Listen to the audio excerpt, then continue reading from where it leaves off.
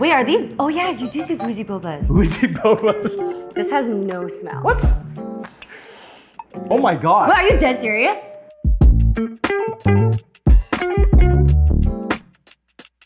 Hey everyone, my name is Philip Wang. Welcome back to Spill the Boba Tea, a show where I invite special friends over to Bopomofu Cafe to make a drink that's based on my guest's life and career. Today, it's really exciting because we're back for another season, and it's an honor actually to be kicking it off with an incredibly talented young lady who has been in the performing arts since she was actually a child. She's been in massive Broadway musical hits like Mamma Mia, The King and I, Mean Girls, but if you couldn't get a ticket to any of those, you probably know her from Netflix's hit show, Emily in Paris. Please welcome Ashley Park! Hi. 안녕하세요. Oh, hello. Yes. Oh no, bonjour. Oh, true. Well, Ashley, it's so exciting to have you here. This is something that I've been really looking forward to because we have a very special drink to be making based on your life and career. I'm so excited. But also, it's because I know that you've worked at like a juice bar before. Oh my gosh, we're going right in. Phil does his research. Yes, yeah. I used to work at Juice Press. Is it bringing back good memories, bad memories? Oh, good memories. Good memories? I actually refused to quit that job even when I booked a Broadway show because I liked the guys I was working with so much. This is also a very unique episode because it's our first time doing it during the daytime. Oh. Yeah, usually it's at night. It's a nighttime thing. But we are closed today, so it still is kind of like a special kind of situation where we close things down. Oh, I thought you closed it down for me. Yeah. No, it is. No. Let's just go with that. Well, let's just jump right in because your life and career, even though you're very young, has already gone through so much. And doing the research, it was just like very impressive, very inspirational. Let's start off with where you grew up, which is Ann Arbor. Yes. You really love Ann Arbor. Oh, I do have a tattoo. That's ace. Oh my God. I was born in Glendale though, so I'm a California girl at heart. Yeah. Did you know that Ann Arbor has a flag? Is it a tree? It is a tree. Oh, here, I'll show you. Doesn't arbor mean tree? This is the Ann Arbor flag. This is the first time you're ever seeing this. I feel like I've seen the pin before. What are those yellow stripes? Oh, that's so fun. I should have gotten this as a tattoo. Well, I was gonna ask you if you knew what tree was in this. A giant climbable oak tree? Oh my God. Wait, are you dead serious? It is? It's a white oak tree. That's what I said. You know what? You're truly Ann Arbor An arborite. Ann Arborite. An arborite. It's one of the two. Well, to kick things off, we're gonna actually start off What with a fun some fact. wood because we want to bring some wood in here, some arbor, some oak. This is one of the ingredients? This is, I like That this. was a stretch, bro. You're gonna pull up the flag and say this is an ingredient. Just kidding. Actually, this show is all about being very stretchy. Okay. Because to get all the ingredients we need, we go for some stretches. Can you describe a typical day for you in Arbor? Oh gosh, Ann Arbor Fall is the prettiest. What I loved about it growing up there was there's always so many arts things going on, the performing arts. There's always a concert downtown somewhere, a movie playing, yeah. I'm so glad that we could bring a little bit of Ann Arbor to you. Let's go on to the next ingredient. So our next ingredient. Pomegranate? Oh, what is that? No, this is, take a look at that. Give it a smell. Strawberry. No, another type of berry. Raspberry. Close. Even What? this is what we do here. Wait, No, hold you're on. not gonna get it. Boysenberry, lingonberry, cranberry. This is lingonberry boba. We made it from real lingonberry jam and tapioca starch. Wow. The reason why we use lingonberry is because your Broadway debut was in a musical called Mamma Mia, Yes. which is based on the music of a Swedish ABBA? band called ABBA. And lingonberries are a delicacy in Sweden. These are all huge stretches from What are you talking about? Sweden, ABBA, Mamma Mia, your debut. lingonberries. Let's talk about your theater career and just how it started, because I'm very curious. You started very young. Well, I discovered theater when I followed some of my friends to audition for a community theater when I was in middle school. Did you already kind of have that itch to be an actor, or was it like your parents kind of Never. like, really? I didn't even really know what that was. I remember being in elementary school plays when I was little. I loved performing. Yeah. And I loved being on stage. I don't think I really understood what musical theater was, especially because that's where I really started. Yeah, right. I just knew that it was so much fun. But then So, you're also very good at it too. as a kid, I was always like, people are telling me that I might have something special in this area, Right. but maybe they're just saying that because we live in this town. I don't know. It's very crazy to think of like having a career. I see what you mean, where it's like, oh, like maybe this is just like in my world, I'm good. And I do well. Right. So the move to New York, was that like, that's basically just like every, musical theater actor's dream. Like, did you always know that that was the final destination, you got to get to New York? Yeah, I had never been to New York. I actually think that I thought Broadway was like a building, like a theater. And I don't know, I'd seen New York in so many different TV shows. Yeah. And I really loved musical theater because I had these cast albums, right? So I had cancer in high school, and then I was a Make-A-Wish kid. Right. And then for my wish, I wished to go to New York and watch my first Broadway show. And so I think that trip really solidified for me, oh my gosh, this is a tangible thing. People are on a stage and they do that 8 times a week, and that's a job. That's what really propelled me into pursuing it for real. I mean, even declaring going to college for the arts, was that already kind of a pretty big decision for you and your family? I'm very, very grateful to my parents because they've always just been extremely supportive. And the fact that they, now being kind of the age that they were when they made these big decisions to like move across the country from everyone that they knew and loved, I attest a lot of like where I am now to them and their support. And I think also when you have a kid who gets cancer in high school, when they survive something like that, I think for them, they're just like, you get through this, you do whatever you want, we'll support you wholeheartedly. Absolutely. I think afterwards, I don't really remember when the aha moment was, but I just remember I felt a lot of healing from like being in musicals and being with that community after being isolated for so long. To see my like true joy on stage, I think my parents were very just like, yes. That's amazing. So our next ingredient is? Apple cider vinegar. No. Tea. Maybe you can smell it actually. This has no smell. What? That's no smell. This is a lemongrass syrup.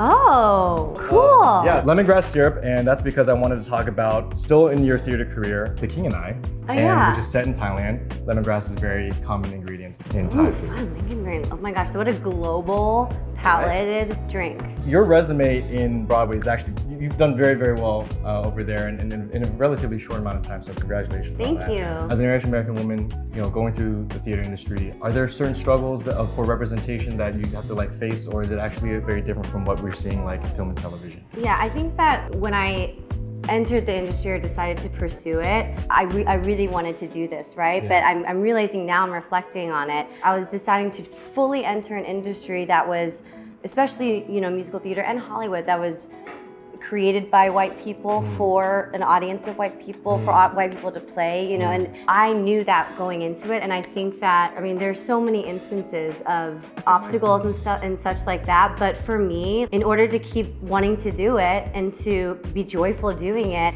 I had to take those all and wake up the next morning and be okay with it, So of course, I think it's difficult in any field where there isn't somebody who looks like you who's done that. And I think my biggest thing for myself as someone who's a person of color in an industry that wasn't entirely built to include me is never wanted to limit myself, but always to like know what my limits are. It's interesting now, and I'm like so grateful for the time that we're in now as well, but just to relive some things and be like, wow, I can't believe I got up the next morning and was okay with going back to trying to pursue this, and whenever especially like younger students or anybody asked me that, like what were the options? Was it so hard being this? Of course it was hard just to try to be in this industry in the first place. And I just think it's the mindset for anybody that you just have to try to have some sort of like positivity, remembering like that it's about the work. What's amazing is that your career has kind of shown like a spectrum of those different opportunities. You playing Gretchen in Mean Girls, which is not supposed to be an Asian character, but you're bringing your own identity to it. But then also being in K-pop, where that is very clearly should be an Asian casting. Like it's great that you're able to do this spectrum. Being Asian American informed really how I approached what I wanted to do in terms of like I grew up never wanting to be put into a box, never wanting someone to leave room being like, oh, the Asian girl. I would rather be recognized or remembered for a quality of mine. It's so wild to all of a sudden be in a place where I'm like, oh, I did 5 Broadway shows, or I was a working New York actor, because we're just taking it day by day, right? I'm not thinking about it in terms of like all of that I've accomplished. What I'm proud of is that every project is so different from the other. It would always throw people off. Mean Girls was first announced, I didn't even think of myself in that room because I'd only done classical and Sondheim and Rodgers and Hammerstein. And so even in terms of the types of things, not in terms of even how we looked, I just already put myself like in another world. Do the work. what you represent and what you're striving to achieve too is very clear. So yeah, congratulations on just all these different opportunities and getting up the next day despite the obstacle. Any kind of art form where you're constantly being judged and you're constantly being scrutinized is always very difficult. For a while even, it's kind of similar to like after I overcome my battle of cancer, I was told that I was an inspiration or a hero a lot and all this, and for many years it was not that I was ashamed of my experience, but I was like, I don't deserve to be called a hero. I was just fighting for my life. Like, how is that heroic, you know?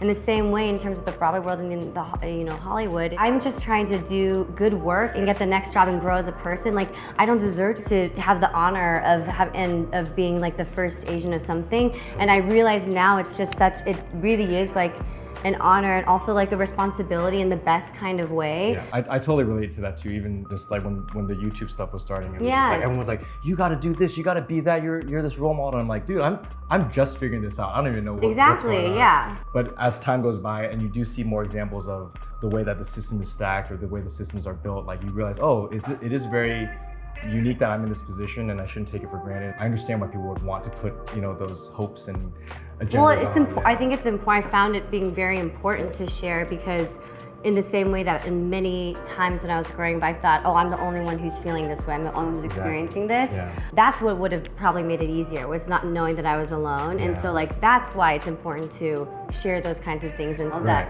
community is so important. And I think that's why people do say you're an inspiration and you are here, because you do share that story and you share that journey. And like, that's a great transition actually to our next ingredient. So our next ingredient is actually grape juice. That is pure cold pressed grape juice. This is grape juice? Yeah, take a sip if you're thirsty. Really? Yeah. Pure grape juice. Interesting. What you get out of the I store don't know is why I not- expected some wine. I expected it to taste like wine. The reason why I want to use grape juice is because I watched your Make-A-Wish speech, and you had an anecdote in there where there was a period of time when you were getting your treatment where all you wanted was a grape, and you weren't allowed to because you couldn't have peeled fruits, and that just really hit me, just how much we should be thankful for like life and just getting opportunities to just live. And I was reading like how most people that get the AML is like 68 years old. So the amount of teenagers that get is very, very few. And so when you think back to that time, do you remember like how it processed in your mind? I can't imagine when I was a teenager, like I was just worried about going to prom, but you like are thinking about chemo and mortality. It's a lot. It's very heavy for a teenager. I think it was so surreal. Cancer especially is a word that we hear about since we were little, and we know grandparents and all sorts of people who've had it, and it was just so unexpected. What was interesting was that since I was a teenager, I was 15, I was just coming into like myself and feeling cool and feeling, in my body a little bit, and like really having a solid group of friends. I felt like I was finding myself as a teen, and then feeling the most invincible I've felt. And then when that happens, it's the kind of thing where you're gonna lose all your hair, and I had much longer hair than I just, and that for like a teenager to decide to cut it all off and make wigs out of it instead. Maybe a naive thing, but a good thing was it was never really an option that I was not going to survive it. It kind of was just like, what are we doing? And I think that the hardest thing, of course, like the physical trauma of it, but just the fact that I was a very social person and I was isolated for 8 months. What I think I really take away from it is that when you are faced with like a mountain that you truly can't even fathom the other side of it. Like that's what I remember, is being like, there will never be another side to this. But when you've overcome that, then every other mountain that you face in life, you're like, I do know that one day I'm gonna be on the other side of this. And how is that gonna feel? And how am I gonna make this the best that it can be? And what's so funny is again, with the whole identity and not wanting to be put in a box, I think that I so didn't want that experience to define me once the cancer was out of my body. I didn't want it to affect how I would have lived my life.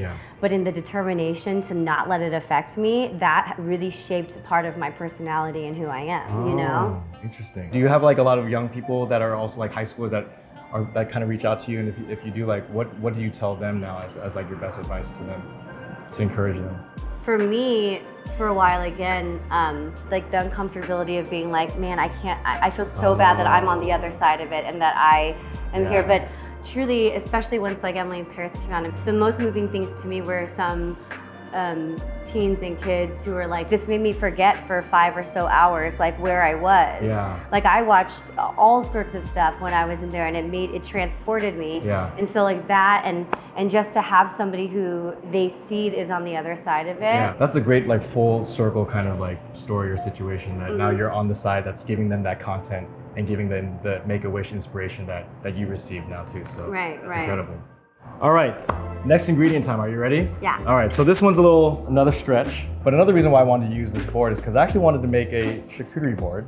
Oh, cute. So we have some Very French. cured meats Oh, fine. and some cheeses, but the main thing I wanted to bring up, we have some nuts here, some peanuts specifically, and What'd you say? peanuts. Oh my god, I thought you said something else. Peanuts. And the reason why I wanted to bring up peanuts is because Celine Dion's favorite food is peanut butter.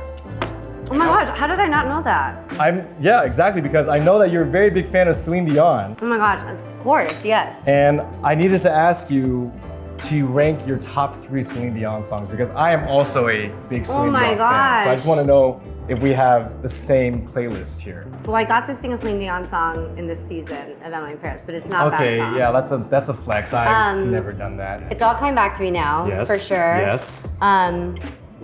God, I just love that whole album. Like, That's the Way It Is, Yes, Power of Love, yes. Heart Will Go On. All right. That whole That era. is a great era. It's all coming back to me now was a 7-minute song, and that's I feel like why that one was my favorite because it's like you're just in it with Celine For so long. for a I think that time. was my 16-bar cut for auditioning for musicals for like if you needed a pop song. Oh. So it showed like emotion from the high notes, there's some low stuff, yeah. As soon as I saw that you talking about Celine Dion, I'm like, all right, we can be friends. Yeah, we yeah, can be friends. Wait, peanuts in the... We're not putting this in the drink, are we? No, this is just a part of the ambiance. Oh my gosh, Yeah. I was like, that's a little experimental. Yeah, we're putting That's salami crazy. into the- Okay, I we're mean, I would have putting- tried it, We're but... putting some cheese in there. All right, so yes, we are obviously through Celine. That is our gateway to French culture, and I definitely want to talk about your time in France shooting Emily in Paris and just that entire show. It's such a fun show, and to get us going, I brought some rosé. We are putting this into the drink. Oh yeah, you do boozy bobas. Boozy Bobas. Wow. We got some rosé, and I know it's not De Père. it is not a Sancerre, which is a breakfast wine. Sancerre. Sancerre. She's already corrected me. That's so embarrassing. You know why that's so embarrassing? Because I actually took 7 years of French, Dude, me too. but they didn't teach me Sancerre. But like 6, I can conjugate all the verbs, but I can't apply them. Well, first of all, making the transition from theater to TV, has that always been one of the goals? No, I mean, I think that when I moved to New York and I signed with, agent and manager, that was stuff that I was sent out for. But I honestly never had any ambitions for that. Like, Yeah. of course, if someone was like, here, be a movie star, like, I would have gladly, Really, my passion was to be singing and dancing and acting on a stage. Right. And I graduated being like, if I could be in the ensemble of Wicked or Cinderella or any of these, like, I'd be so happy. Right. I think that, like, at this point, like I'm so interested in doing stuff that like also is new to me or that I can again be learning about. Once I started doing some on-screen work, I was like, this is fascinating because I'm so used to a live audience and that being an immediate Yeah. part of the chemistry of the so the hard. show that you're It's so doing. difficult. But like it's just a totally different art form and it became really cool and fun for me to explore this screen world. But what's tricky is when you're on Broadway, I was so grateful to be lucky enough to have had consistent jobs. You're doing a show 8 times a week, right? So Monday's your only day off. Yeah. You get 1 week off in a year, maybe 2, depending on the show. I decided to only do a year of Mean Girls on Broadway Yeah. to take a chance on myself and Yeah. open up myself. The 2 shows that I had shot on TV in New York, one was I did while doing Sunday in the Park with George, and one I did while doing Mean Girls. So that meant that I would film all day from 5 a.m. Yeah. I'd go do the show at night, and then I would do the next thing. And on Saturdays and Sundays, I would do all the Broadway shows. And on Mondays, during my 1 day off, I would film all day and night. Oh my god. So I was just not sleeping, and Yeah. I was so excited to do it because I was like, this is the only way I can do both, and keep learning. And I was just very lucky to be part of projects and with producers and people who allowed me to do that. Yeah. But again, because I didn't really see a lot of examples of like what I could be doing in the film and TV world. I got too enthralled in our conversation, but this is green tea. Ah. because you are a singer and green tea is good for the voice, you know? So I just wanted to soothe you as well. This has been such an amazing conversation, learning so much about you, but it's time to put the drink together. Okay. All right, so because you've been in Paris, you know, I felt like I had to bring my Oui, A game. monsieur. Merci. So we got some really Oh nice my crystal gosh, glasses boba for out you. of crystal. This is Like the good real- stuff. Oh my gosh. Did you learn a lot of French while you're there? Everyone in our crew would talk to like me in English because Yeah. they're trying to practice their English. Oh my gosh, that's so, funny. Yeah. I don't know. I know phrases now because the second season I was like, I need to learn some slang. Yeah, I need to yeah. learn how to say things like "Je suis un petit déjeuner, wait," I which need means some lunch. I'm an effing genius. Yeah. You know. Yeah, this is what you do in Paris. Ready? All right. Santé. Santé. All right. Fine. That's nice out of the glass. Fine. Too, crystal. Okay. So we're gonna put this together. We're gonna assemble the drink. All right. What's gonna happen first is we're gonna do 25 cc's of the grape juice. All right. It's a very, very low. You know what? It's just basically a splash.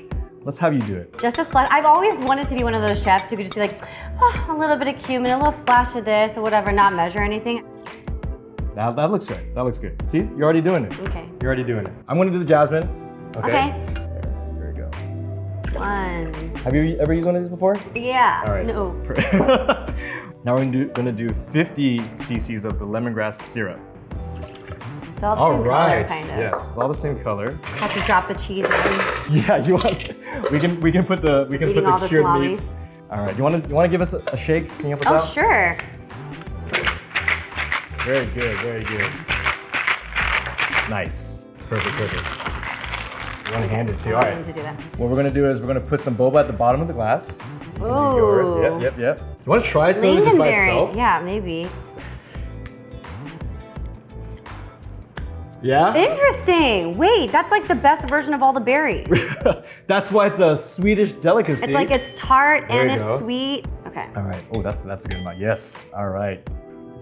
So now we're gonna throw this in here. Oh my god. There's nothing left here. She cleaned us out. What? She cleaned us out. All right. Look at this. Wait, this is the fanciest boba ever. And then, of course, we're gonna top it off with some rosé. Ah. I'll pour for you, mademoiselle. Well, who's older? Shouldn't I pour it? Well, that's the Korean. Are we doing French or doing Korean here? I'm definitely older. Wait, we don't have to.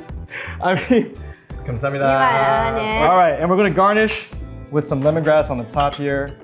Ashley, thank you so much for coming in to Thank make this beautiful you. drink with me. It is customary that we also name the drink. In the past, the guests have named it. I won't put that gosh. pressure on you. I do have a couple names. Wait, that tell me what I can- yours are. I can pitch it to you, but I'm curious to know if you have any that you would like to. We got lingonberry. We got Celine Dion with us. Let me know if you like Ashley's Encore. Ashley's Enchanté. Ashley's Enchanté. Wait, that starts with an E. That's fine, but it's like phonetic. That's good for now. Cheers. Cheers. This is beautiful. Look at that. Oh my god, this is very pretty. Love the bamboo straws. Okay, let's see.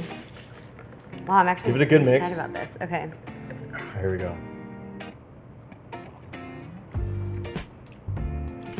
Oh my god. Oh my god. Fresh and tasty. Oh my god. And wow, honestly, it's so good. That lingonberry boba too, like has that extra. Are oh they my- usually this good? This is pretty high up there. Oh my gosh. No, Ashley's Enchanté is good because if you want to be like Enchanté, Awesome. after drinking Yeah, that, I'll keep going. Look at dude. Ashley, thank you for enjoying this with us. Cheers to the launch of Netflix Golden. And also cheers to season 2 of Emily in Paris. You can watch it now on Netflix. You can find Ashley there. Congratulations, Ashley. Thank you. Honestly, Honestly. I haven't ever seen anyone drink boba with a straw out of a crystal glass. It's what we do here. It's what we do here, Ashley. Thanks, guys.